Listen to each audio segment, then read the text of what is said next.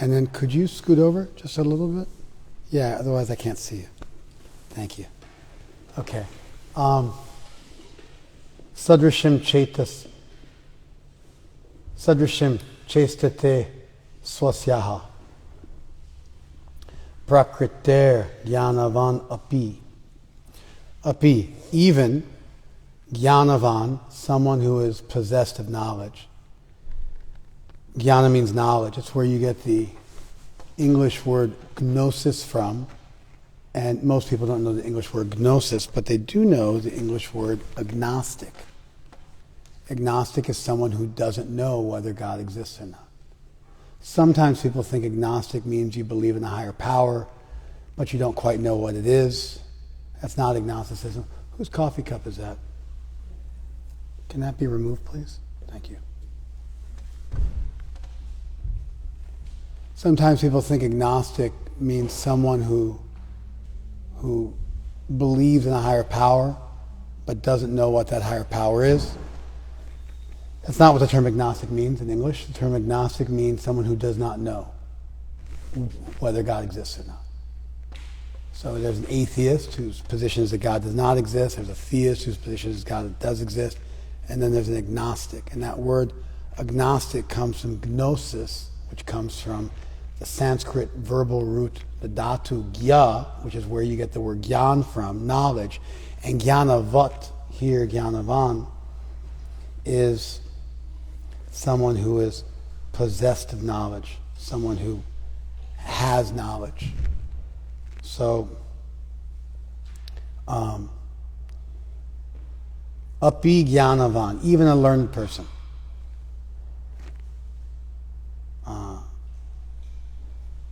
Chestate, acts. Chesta means to act. Chestate is a verb. He acts. Sadrasham, according to. Swasya prakriter, according to his or her own nature. Even a learned person acts according to their nature. Kim karishati, what will it do? Nigraha, what will repression or restraint do, given that even a learned person acts according to their nature?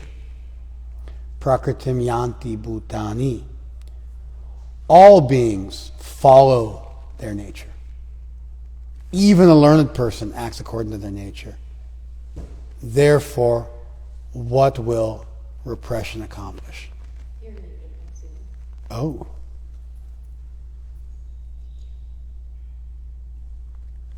Sorry, guys. Thanks for weighing in on that. Well, we'll just do it again, but quick, without all the bells and whistles. We're on text 33, chapter 3. Sadrasham chestate swasya prakrite jnanavan api. Api, even jnanavan, a knowledgeable person, a person in knowledge. Chestate, they act. Sadrasham, according to. Prakrite swasya, they act according to their own nature. Even learned people act according to their nature. Prakrite yanti bhutani, all beings act according to their nature. Nigraha kim karishati, knowing this point, what will repression accomplish? Even a man of knowledge acts according to his own nature, for everyone follows the nature which he's acquired from the three modes. What can repression accomplish? So, this verse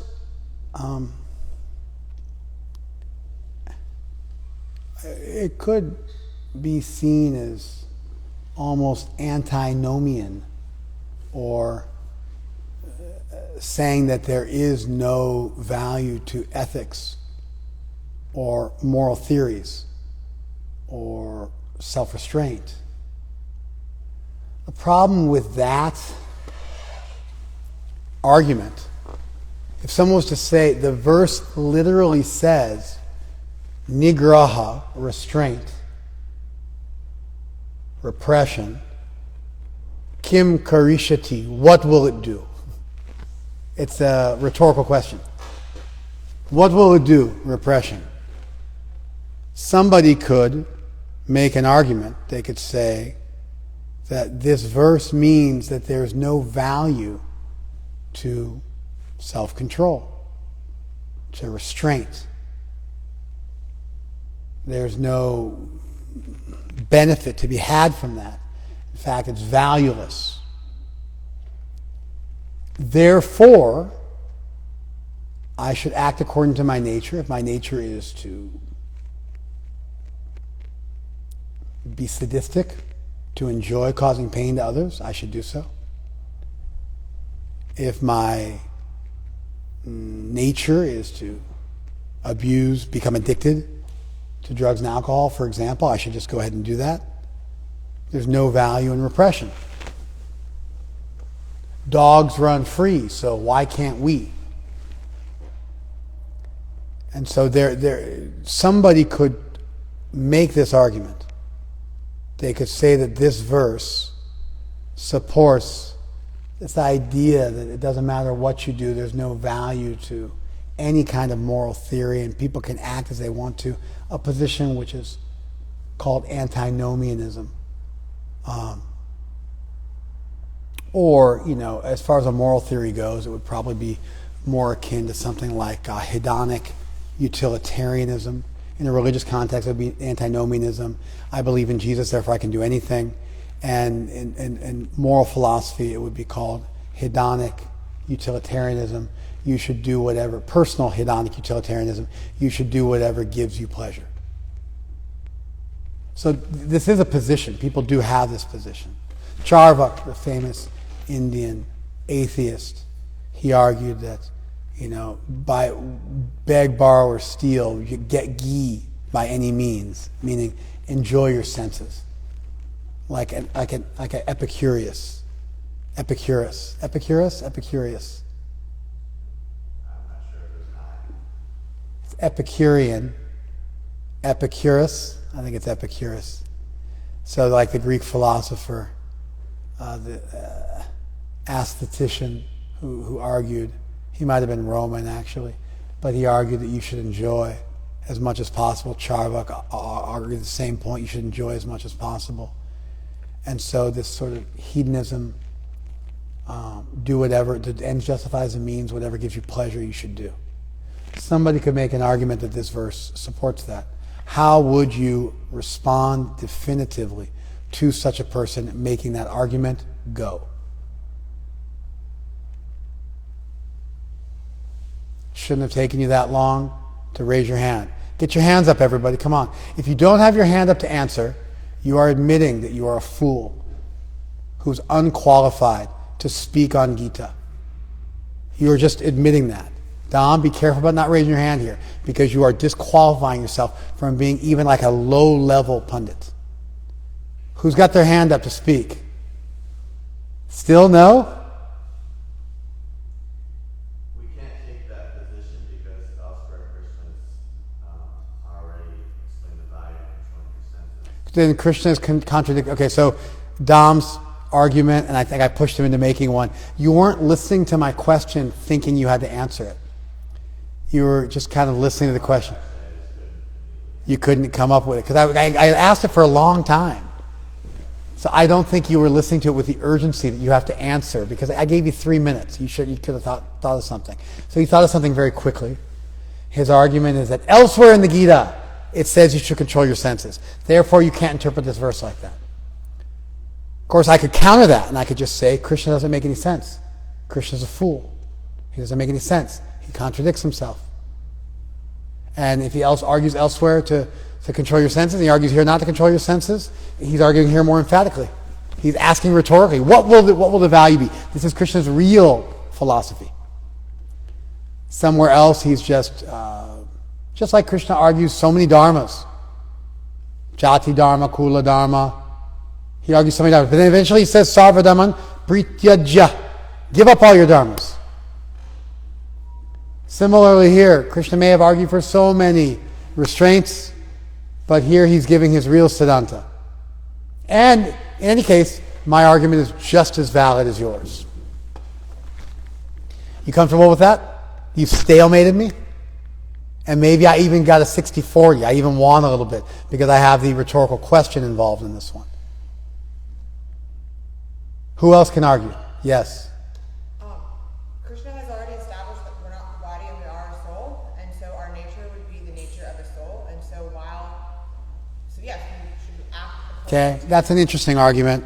Shri's argument, it's creative, is that Krishna's already argued you're the soul and not the body. Therefore, when Krishna says act according to your nature, he's saying act as a spiritualist. That would be ridiculous because then Krishna wouldn't say api jnanavan prakrite swasya. He wouldn't say even a learned person acts according to his nature. Prakriti means your material nature, specifically. Prakriti in Sanskrit and specifically in the Gita is used to refer to your material nature, your swabhav, your material nature. It is not used to refer to your spiritual nature. And there'd be no value in saying even a learned person does this. It would be say only a learned person can act according to his nature as a soul. But Krishna doesn't say that. He says even a learned person, indicating that it's the material nature he's speaking about. So the verse itself, based on the construction of the verse and the language used in the verse, your argument is impossible, albeit creative. Yeah, hitting. So Krishna is saying you act according to your nature. So my nature could be, I could be a violent person. So it's saying I'll act in accordance with the fact that my nature is to be violent. How do I know that that interpretation is correct versus mine? I offered other interpretations. You offered this interpretation. What is the evidence to support your interpretation over mine? You've given a theory, but you've given nothing to support it. Hitton's position is that Krishna's saying if your nature is to be violent, you don't get to be sadistic and torturous, but you could be, for instance, a police officer or a military person. How do I know that Krishna's limiting it to that? How do I know that Krishna's not saying that you should just run wild? Because a knowledgeable person wouldn't run wild. How do I know that? Like, how do I know that? You're interpreting the verse in a way which is coherent. It's reasonable. It's a good interpretation. There's nothing wrong with your interpretation. Your interpretation is coherent. The problem with your interpretation is it's not superior to mine. I could argue we all have our vices. And if you try to control them, you'll be a mityachari. Your mind will dwell on them. But as Krishna says earlier in this very chapter, you'll be a hypocrite. And therefore, better you just, do your thing.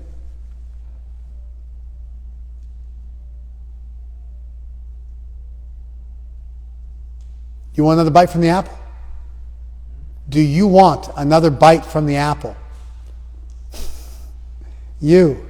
Yes. Okay, Krishna doesn't say even a man in knowledge only acts according to his own nature. So he might act according to his own nature. It's the same critique I made of Dom. It's the same critique I made of Hitton. I'm now making it of you. I'm not saying that Hitton did not present a reasonable take on the verse. Dom less so, but even Dom's was okay. Yours is okay too. You might not only act according to your nature. Fair enough. It might mean this thing about violence and don't be a sadist or a torturer, but be a police officer. I'm not arguing that might be an interpretation. What am I arguing? That my interpretation is just as valid. In fact, my interpretation is more literal than yours. Therefore, my interpretation is cleaner than yours. And I can say all these other things you're talking about, that's not what Krishna really thinks. What he really thinks is this. Do you understand my argument now? Because I've said it multiple times. It's not going to change just because you don't have the capacity or you haven't focused enough to actually even understand my argument. The fact that you're unable to follow it doesn't mean it changes.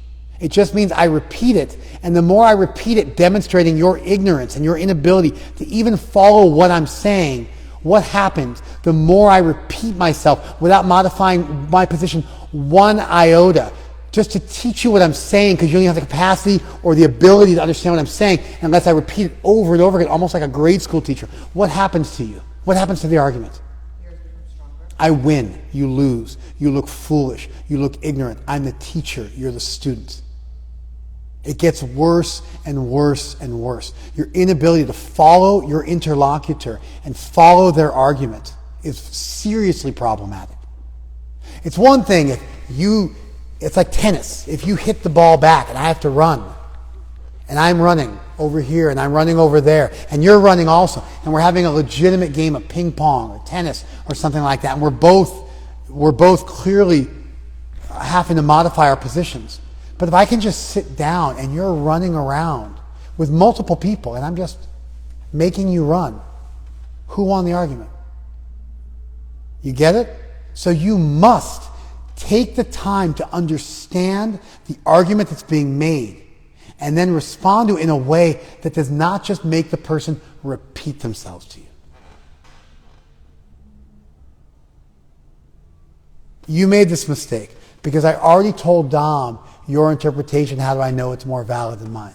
You missed that, and you thought the goal was just to come up with an interpretation which was coherent, which you did. I granted you that. But what does that do to my position, which was already modified to argue that it's 60-40 in my favor, or at least 50-50? And I said to Dom, I said, are you happy with my interpretation of materialism and sensual pursuits, a la Charvak,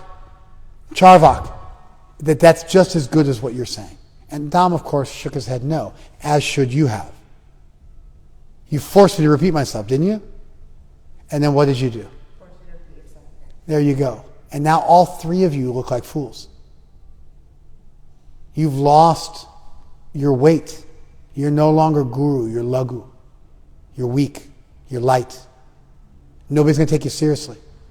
Imagine if Donald Trump said, make America great again, and like Biden or Hillary Clinton or whoever made some argument that was irrelevant, and Trump could just say, make America great again. The whole crowd erupted in like laughter and applause. And then they like ran back and talked to their pundits and came back with another argument. He said, make America great again. He never had to modify his position one bit. That was a sufficient answer for everything they came back with. What would happen? Okay, who's got a response? This is problematic. Would you guys like a good response? Yes. Okay. But you have to learn it now so that I never have to ask you again. Hey, Gore Cayley, you want to jump in here? Can you win the debate? I'm disturbed that as an atheist arguing for materialism, I've stumped everybody. It's problematic. Fair enough. I'm better at debating than all of you. Fair enough. I'm louder. Fair enough. I can use tactics. Fair enough. But none of you has even given me a decent argument. It's not like I'm winning by using tactics. You're just not making a good argument. And I shouldn't be able to do that. You should be able to defeat me. I'll let you defeat me. I want to be defeated. I want to get today's class. This was the recap. You're going to see how this was all a masterful recap on what was going on in a few minutes. But we should have gotten there a lot quicker. Gore Cayley, can you defeat me?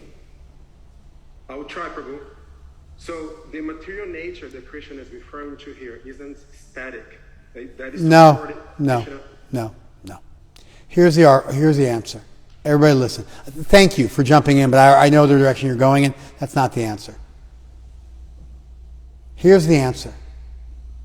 Krishna just got done telling Arjuna to practice restraint and to follow his teaching. And that if he was unable to follow his teachings, that he would be lost. Therefore, the preceding context of these verses is that the sadhu should practice restraint and follow Krishna's doctrine. The verses we studied previously, last week, Krishna introduces the doctrine and he encourages us to follow it. And says if we follow it, that'll be a good thing. And if we don't follow it, it'll be a bad thing. Therefore, Krishna has just gotten done arguing for restraint and an obedience and an adherence to a higher power. It just happened. The verses are there.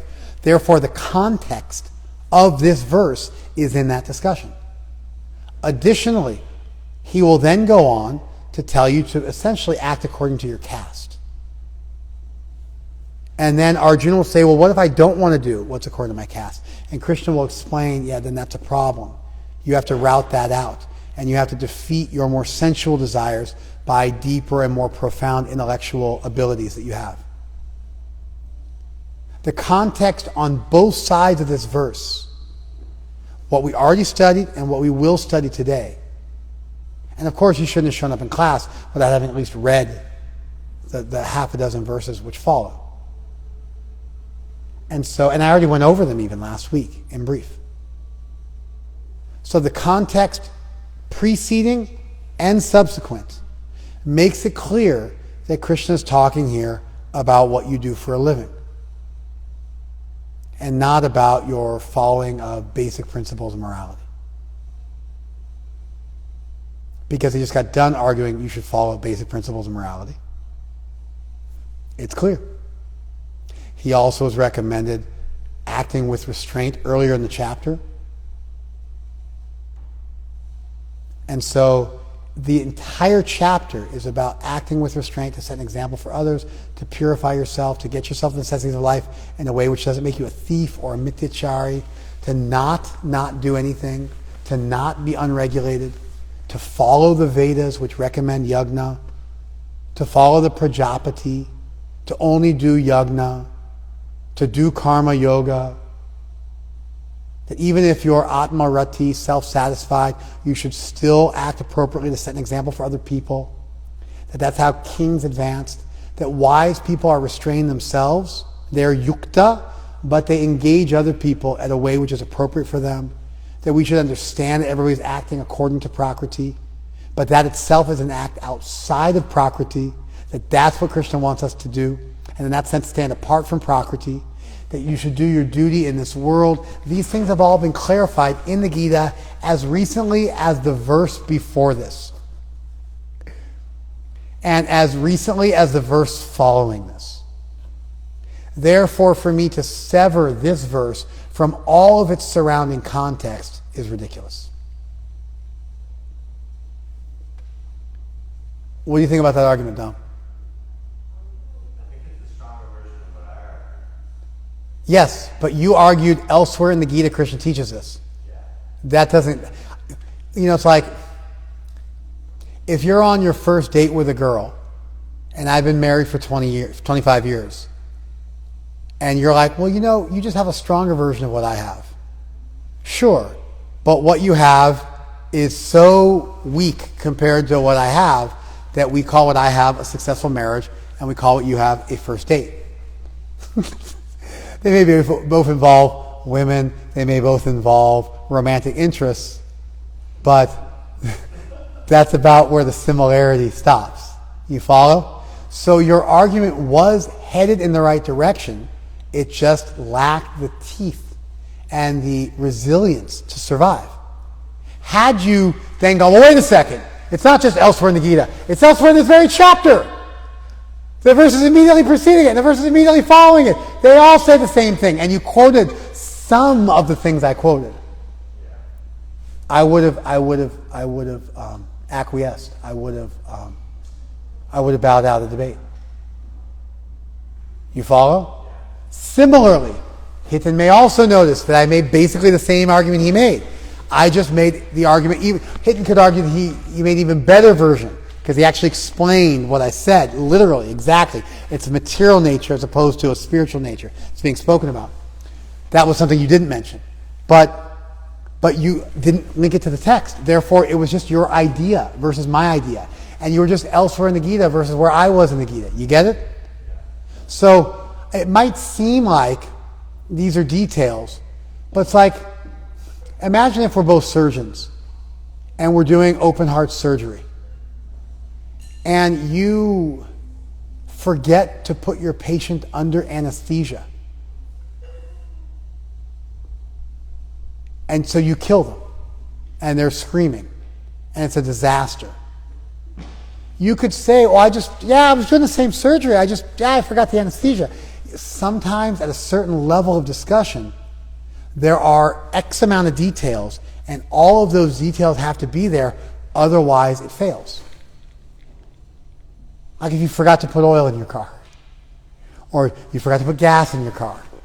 There's like there are things sometimes where or you forgot to close the door on the airplane before taking off. There's sometimes you might want to argue, well, it's just a detail. I got most of it right. No, you made a critical error. You neglected a critical piece of the puzzle. And without that piece of the puzzle, your argument fails.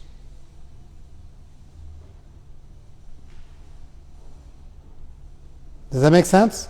So you have to actually learn a math formula in its entirety. Math formulas only partially learned don't work. Science experiments only partially learned don't work.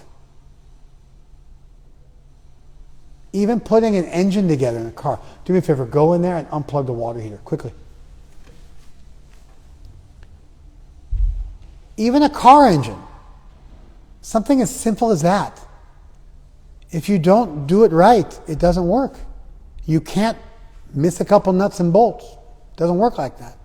If you ever watch, these are like heavy shudras, the people who work on cars. It's like a heavy shudra job. And so you watch that when they take an engine apart. Have you ever seen what they do? They meticulously put every single part in order. So they have the entire engine laid out in front of them. So they can then put this back, and then this bolt goes on, and then this bolt goes on, and then this bolt goes on, and this bolt goes on, and this bolt goes on. They have it all arranged. Hundreds and hundreds of parts. Literally. Hundreds and hundreds of parts. Literally. All arranged on the ground in front of them. And if you were to mix those up, it's a disaster. They have to be kept in proper order. So when making an argument, the argument must be in order, and it must contain all of the essential points. You can sometimes use different phraseology or emphasize different points, or there is room, but there are certain critical features that have to be there. And then there's the artistic thing. Like once you have a working engine, you can do like Mopar, like add-on parts, and then you can enhance the working of the engine and its output and its torque and the horsepower. And there are different ways to modify an engine to make it function more soundly. But that's after you're at least expert enough to make an engine function. Back to you, Dom. Okay. Hidden? You get it? Yeah. Okay. You should feel slightly humiliated. You feel a little humiliated, Gore? Yes. Good. That's what I'm going for. I'm going for slight humiliation. Not enough to make you not come back or hate me, but enough so that what happens, Dom? You remember the lesson. That's it. Because I'm not always going to be here to rescue you guys. I'm on my way out the door. I'm older than you guys. I'm on my way out the door, and someday you're going to be the last line of defense. And you're going to have to be able to make a coherent argument and defend our tradition. Which means that you're going to have to anticipate and have responses to the normal critiques someone could make of our tradition. You don't have to be loud. You don't have to be forceful. But you do have to be able to make strong, sound, valid, superior arguments. You have to be able to win a shouting match. But you have to understand the Gita, and you have to be able to explain it. And this is honestly about the equivalent of 9 times 9 equals 81. This isn't even algebra. We're in grade school. Because I've taught you guys these points about text and context dozens of times. This is the answer to every question anybody ever asks. The text and the context favors us always. It always supports our read of the verse. We always win that debate. We understand the Gita. We studied the Gita. We understand the Gita the way a lawyer understands their law books. And so when you get an argument from our tradition on what the verses mean, that argument is always going to be supported by the grammar of the text and by the surrounding texts, the context, what goes with the text, context, what goes along with the text. Ka means with. You guys follow this? Final points on this. Anybody? Feedback, Kishori Radhika. Yeah, I felt humiliated, slightly humiliated, very humiliated because I didn't even speak up. But the idea of text and context really hits home because it is, looking back, yeah, it is something that you teach all the time and it hasn't sunk in for me. When I get into an argument like this, you should just stop making eye contact with me, immediately flip back a couple of pages, find the point you want to make that is not going to support my point of view, or flip a few pages ahead, find the point you want to make that's not going to support my point of view, and then deploy it. Once you can do that, then we can do some higher level math. Then I will deceitfully and duplicitly use underhanded conversational terrorist techniques and tactics to defeat you. And I'll try to, essentially like sweep the leg, and win through duplicity, because I won't be able to win a fair fight anymore. And then we can work on you guys becoming impervious to that, to where you can call me out on that. But right now, we're not even getting there, because you guys aren't even putting down the arithmetic level arguments coherently.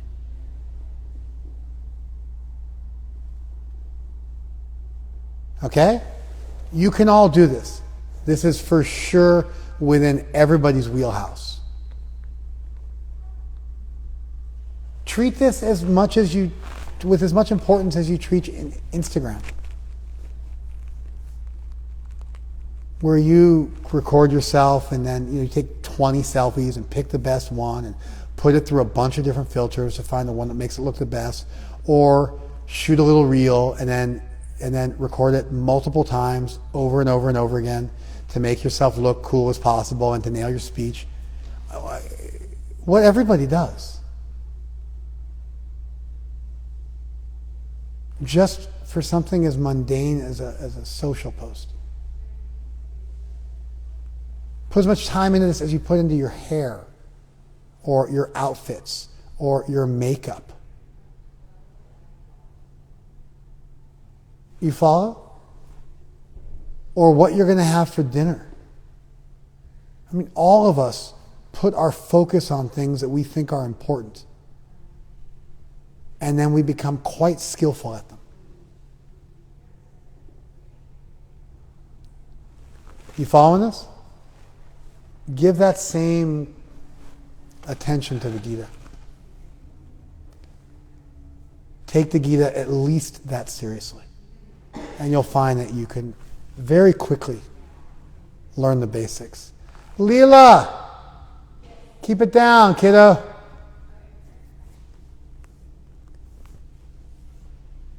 I wasn't saying you had to come back in.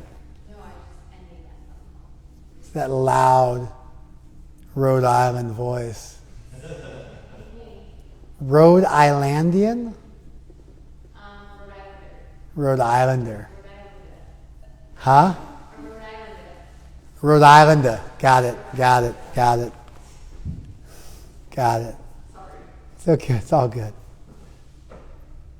Anything from you guys? Anything? Any feedback for me?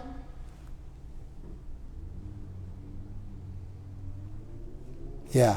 I'm feeling inspired to take this more seriously, especially after last week when I didn't know the multiplications and your brain shut down. I had to go back and listen to the class, so that now I was like, if I go Friday, he drills me, I know it from like the back of my hand. That's the gig. Yeah. Welcome to life. It's like, ¿cómo está? ¿Cómo estás? ¿Cómo están? ¿Cómo estamos? You know what I mean? It's just like you just learn the basics. It's just real simple, You have to memorize some stuff. It's how you learn a language. It's how you learn arithmetic. It's how you learn anything valuable. You take time to memorize it. It's sequencing to teach a yoga class. JC. Yeah, I just couldn't articulate that that's what Krishna I don't believe you. Anytime somebody says, yeah, what you said, I just couldn't quite say it, I say, you're a liar and you're delusional. You're lying to yourself. I intuitively understood what Krishna was saying, but I had no text and context tools. Yeah, which is all that matters if you want to convince somebody else of anything other than your intuition. Because of course it felt wrong to interpret it that way. Everybody knew that. It doesn't make you special. That makes you exactly average. Who in the class didn't know I was wrong? Who thought I was the one who understood the Gita? And nobody thought that. Everybody knew I was wrong. The point of discussion today was whether or not you could prove it. You follow? All right. You get it? Intuitively doesn't get us anywhere because intuitively, here's the thing. What happens when your intuition is wrong? If you don't have a way to check your intuition, what happens when you have the wrong intuition? You make big mistakes. You make huge, colossal mistakes in your life. Because your intuition's probably wrong half the time. Additionally, how will you ever teach anyone if all you can do is go, this is my intuition, this is what the verse is saying. Then the next guy goes, yeah, well, my intuition is, that's the opposite of what the verse is saying. And you're like, okay, cool. That's it. You got nowhere. The only followers you will get are followers who are willing to be taught based on your intuition alone. That's terrible. Now you get a bunch of blind followers, and you're blind, and you're guilty of now following around your instincts as opposed to having any kind of reason. So now you have this capacity for reason, which helps you more assuredly arrive at truth. As a human being, you have an incredible capacity for reason. No animals have it. We have it. It's incredibly sophisticated. Even the biggest buffoon in the room has an incredibly sophisticated capacity for reason and critical thinking compared to the smartest animal on the planet. It's like several orders of magnitude greater. All animals are buffoons. Human beings are all brilliant compared to any animal. The smartest animal is like 100 times more stupid than the most stupid human being. You follow? But now you're like, let me just dispense with all that intellect that was just given to me that helps me more assuredly arrive at truth. And let me instead just go based on my instincts. You see the point? We have to learn to check ourselves to make sure our understanding is correct. And then as a byproduct of having learned to regulate and check ourselves, we can then check other people. It's like doctor, heal thyself, and then you can heal others. That's why if you want to become a psychoanalyst, first you go through psychoanalysis, then you become a psychoanalyst. You have to go through the process first. Did you know that? Traditional Freudian psychoanalytic theory requires you to go through psychoanalysis prior to becoming a therapist. Did you know that? I didn't know that that's what you meant specifically. That's the standard. That was the standard for decades. I don't know if it's still the standard. I'm pretty sure it is. If you want to become specifically a psychoanalytic therapist, that's your specialty. You get what I'm saying? So intuition, obviously you guys all know that I was wrong. Fair enough. I know that. You know that. We all know I was wrong. Everybody knew I was wrong. But you've got to figure out how to knock me off of the soapbox I'm standing on. You get it? If you can't do that, then your intuition doesn't mean anything. People way overvalue their intuition. You want to be able to trust your intuition? Become a brilliant critical thinker and live a super pure lifestyle. If you don't live a pure lifestyle, your intuition is garbage. Because your lust and your anger and your greed motivate your actions and you're being controlled by them. And if you can't stop all your vices and live a life of austerity of tapasya, then your intuition is always, almost always, going to take you down the wrong path.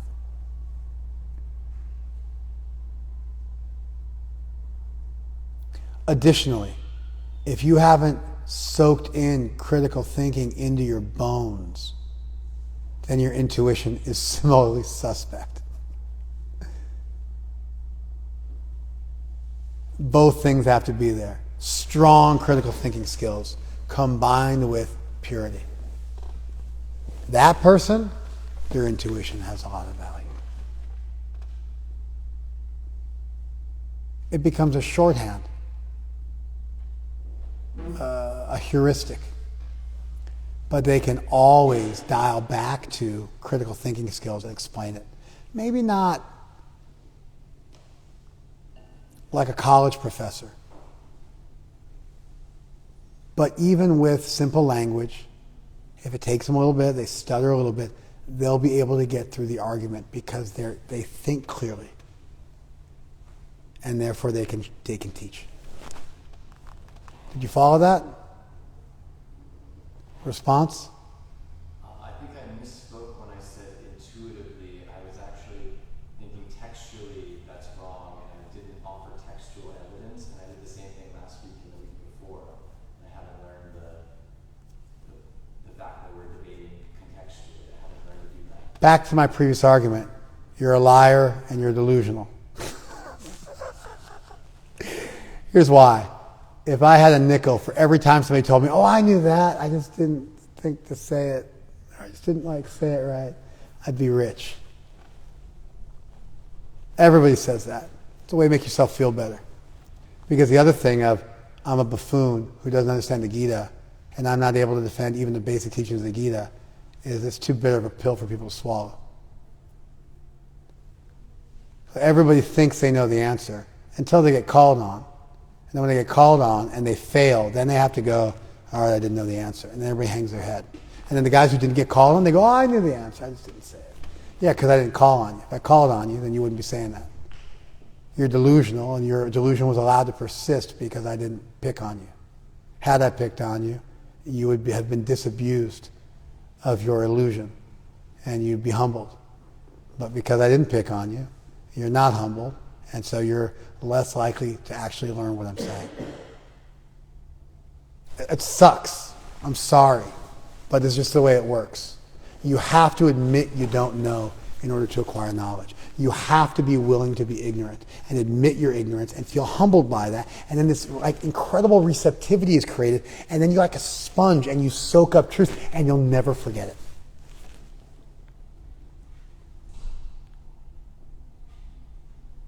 That's why Krishna says, Tadvidhi. Know this. Pranipatena. By falling down. That's the humility. Pariprashnena. By asking questions. Sevaya. By doing service. That's how you have to approach. There has to be that humility. I don't know. Please instruct me. That openness, that receptivity. You have a qualified teacher, but then you have to have that receptivity. And without that receptivity, which Bhaktisiddhanta Saraswati, Prabhupada's guru, called the preceptorial fee for studying our tradition. He said, you have to pay the preceptorial fee of humility and questions, respectful questions and service. Not that you just blindly accept. You got to ask questions. You have to entertain doubts. They're a sign of intelligence. But they have to be presented in a way where you're looking for truth. You're seeking truth. You're looking for the answer. This is the core of the Guru-Shishya relationship. Core of the Guru-Chela relationship. Sanatana Goswami came to Mahaprabhu and he said, Ke ami, who am I? I don't know who I am. That was his opening gambit. Who am I? And that allowed Mahaprabhu to tell him, Jivar Srupoi Krishna Nityadas, you're Krishna's eternal servant. That allowed Mahaprabhu to lay out our whole theology to him in a very, very copacetic and very, very compassionate way, really quickly. Because there was that receptivity. You getting it yet?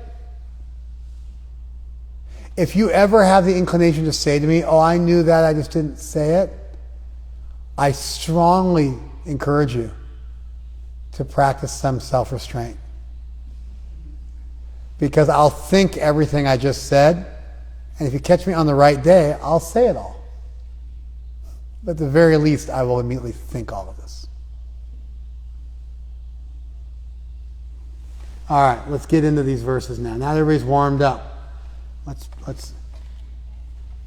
get into these verses.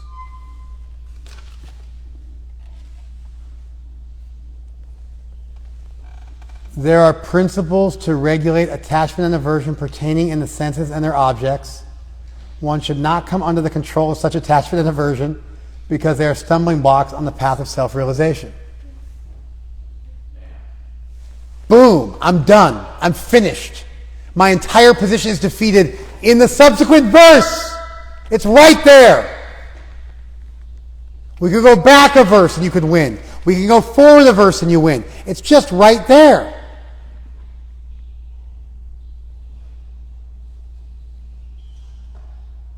Indriyasya indri asyarte raga dvesham vyavastitao.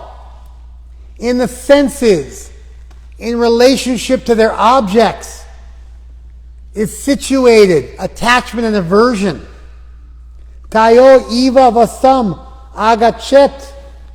Tayor na vasham agachet. Don't come under the control of these two, attachment and aversion, which is what I was just arguing for, to follow whatever you want to do. And the verse saying, don't do that. Tani asya paripanti now. These two stand in your path. They're standing in your path. They're your enemies. What two things are standing in your path? Attachment and aversion. They're the enemies. They're stumbling blocks. They're standing in your path.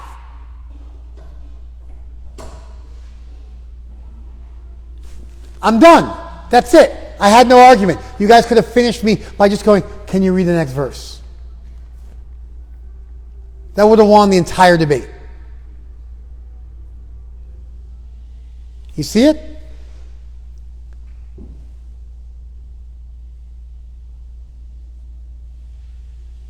It is far better to discharge one's prescribed duties, even though faultily, than another's duties perfectly. Destruction in the course of performing one's duty is better than engaging in another's duty, for to follow another's path is dangerous. Shreyan swadharma viguna. Better one's own dharma faultily. Paradharmat suanushtitat. Than another's dharma really well. Swadharme nidanam shreya. Better to be destroyed while doing one's dharma. Paradharmo bhayavaha. Because another's dharma invites fear. It brings danger. It is far better to discharge one's prescribed duties, even though faultily, than another's duties perfectly. Destruction in the course of performing one's own duty is better than engaging in another's duties, for to follow another's path is dangerous. Briefly, because I wasted so much time warming up with you guys. Briefly, listen carefully.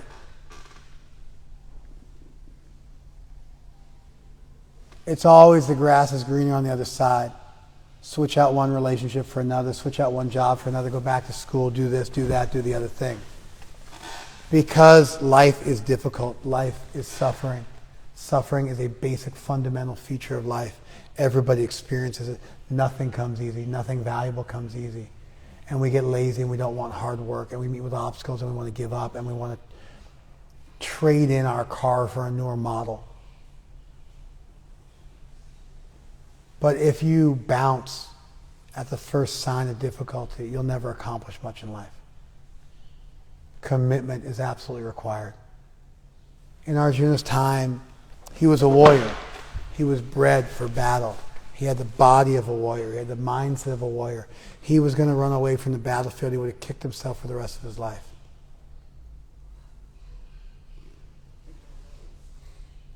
It used to be that if your father was a blacksmith, then you became the village blacksmith. Your path is kind of set out for you in an agrarian culture. You worked on the farm with your family. The world's changed a lot. We can do anything we want to do. But if you end up in a job that is not according to your nature, that doesn't play to your strengths, that doesn't work with your vocational aptitudes, you will be miserable. And if you do find a career, a job that is in accord with your nature, it will still not be easy. And the grass will at some points look greener on the other side of the road. And you'll have to just hunker down and commit and stick to your guns. This doesn't mean there's no place for going back to school or making a career shift. It does mean that you have some vocational aptitudes, you have some natural God-given talents and skills, and you will be most happy when you are doing something with your time that honors those gifts.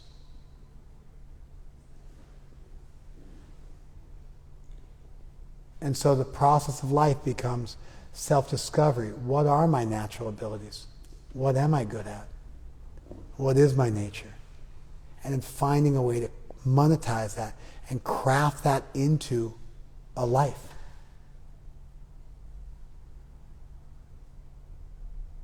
We all have some spiritual common abilities. That becomes the place of religion or ethics. But then in terms of your career arc, which is what's being discussed here, you can always find something wrong with whatever anybody's doing. You can always throw some hate, criticize. There's always something to be critiqued.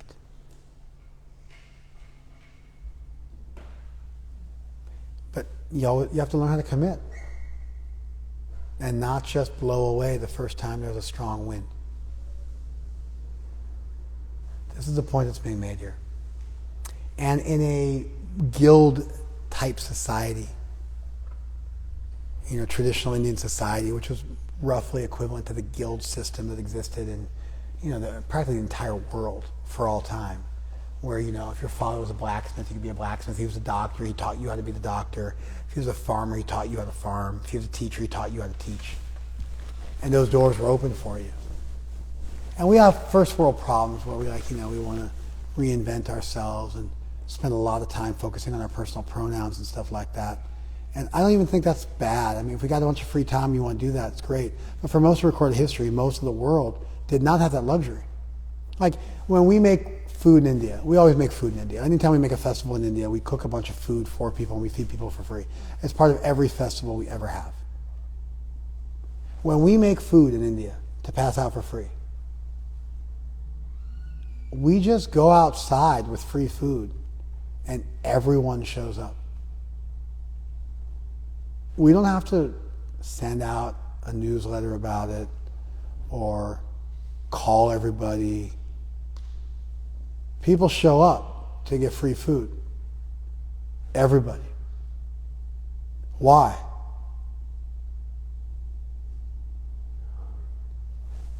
Because, you go to rural India, you see day laborers. You go to a grocery store in rural India, and they will sell you a vial of oil, like a little vial, kind of vial you might get something like hash oil in. You can buy a little vial of oil. If you're from the city, you might not know this, but if you're from a village, you'll still sell oil in small vials. I saw this when I did Padayatra all over India. Because a lot of people, they work and they make, X amount of rupees for the day work, and then they go and they buy enough oil and enough vegetables to cook for one meal. You follow? And there are people who do that. They buy a bundle of firewood and they break it up. And they sell tiny little bundles so you can make a little fire. And they sell very, very small quantities of oil, enough for making 1 or 2 meals. You get it?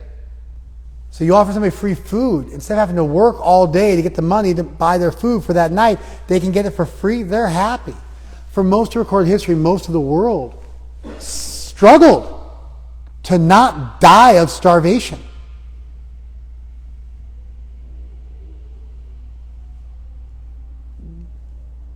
It was like a hard struggle for existence. And so if there was a way to assure that you had guaranteed livelihood for you and your family so you wouldn't die by being a blacksmith, people didn't complain, oh, I haven't found myself. I really want to be an artist. They didn't do that. They were just grateful that they could feed their family and not die. Once you get over that hump and hunger is no longer an issue, and certainly all over the world, including in India, for many people, it's no longer an issue. They've obviously, what I'm talking about is more of a village, and within the village, very, very, not the big landed farmers in the village, but the landless farmers, and especially the workers.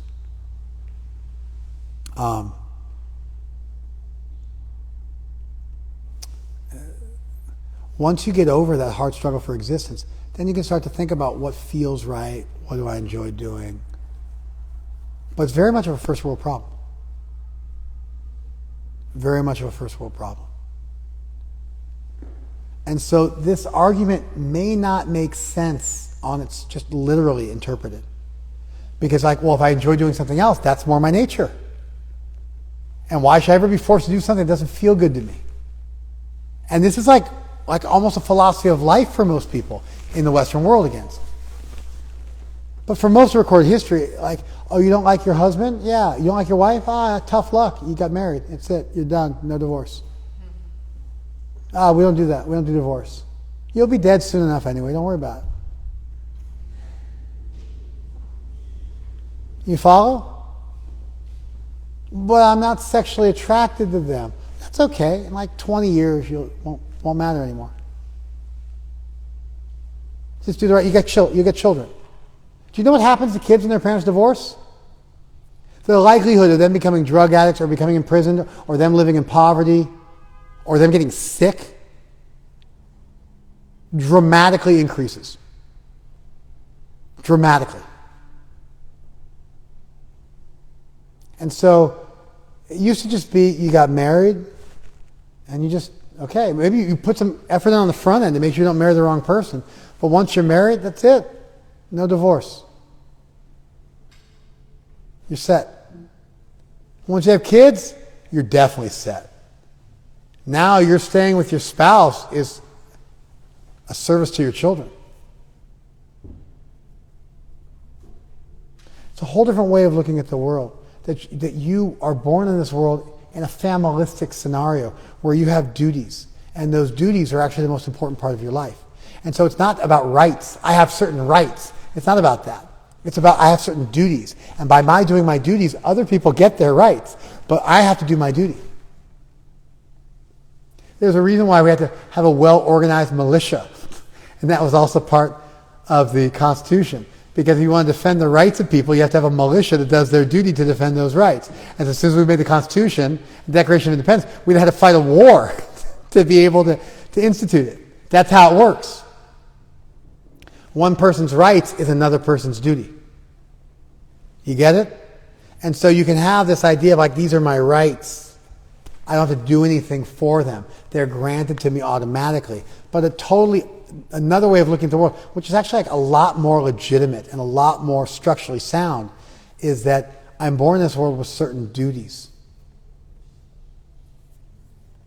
And by my doing my part, then everybody gets to enjoy their rights.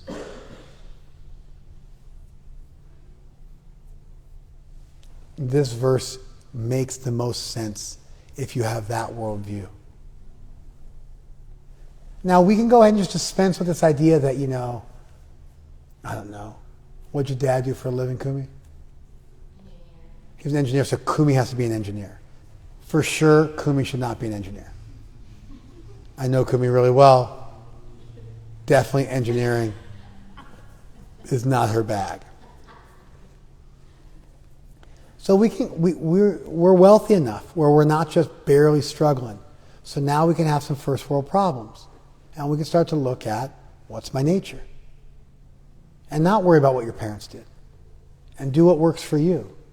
But once you do that, 1,000%, you will encounter difficulty, the grass will look greener on the other side, and you will think, oh, let me do that other thing. For sure that will happen. Open the door, man. They need it. Are they good? Shoes. No shoes. 1,000% that'll happen. You'll encounter some difficulty and you'll want to give up. And you will require fortitude and perseverance and commitment and a sense of duty to make it. And so at least the verse speaks to that. At least the verse speaks to that. You know, when you're young, you try a bunch of different things on. You see which one fits, which one works for you, which one doesn't. But at some point, it doesn't work like that anymore. And if you just go through life moving from odd job to odd job forever, and moving from relationship to relationship forever, and never learning the fine and lost art of commitment, you'll become a professional dabbler. And you'll be a jack of all trades and a master of none.